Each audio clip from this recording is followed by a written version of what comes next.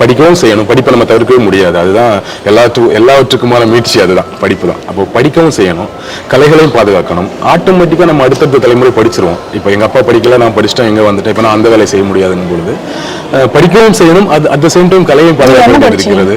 நான் டிப்ளமோ முடித்தேன், electronics and communication. நீங்க என்ன ஜேர்னலிஸ்ட் ஆகிட்டேன். ஸோ அதனாலதான் அது மாதிரிதான் கல்வி அப்படிங்கிறது வந்து நமக்கு வந்து ஒரு எக்ஸ்போஜர், நமக்கு உலகத்தை புரிந்து கொள்வதற்கு, நமக்கு வந்து என்னால இது இல்லை என்றால் எனக்கு ஒரு சாய்ஸ் இருக்கு அப்படிங்கிற ஒரு தைரியத்தை தரக்கூடிய ஒன்றாகத்தான் அது மாறுது. ஆனா என்னுடைய வாழ்க்கை என்ன அப்படிங்கறத தேர்ந்தெடுக்கிறது வந்து எனக்கு உள்ளூர ஒண்ணு இருக்கும் இல்லையா. இப்ப உங்களுக்கு ஜேர்னலிசம் மேல ஒரு காதல் இருக்கும், அதே போல ஒருத்தருக்கு எழுத்தாளராக வேண்டும், இன்னொருத்தவங்க வந்து எத்தனையோ டாக்டர்ஸ் வந்து பரதநாட்டியம் டான்சர்ஸ் இருக்காங்க, இப்ப ஸ்ரீநிதி இருக்காங்க இல்லையா. அந்த மாதிரி தான் இதுவும்.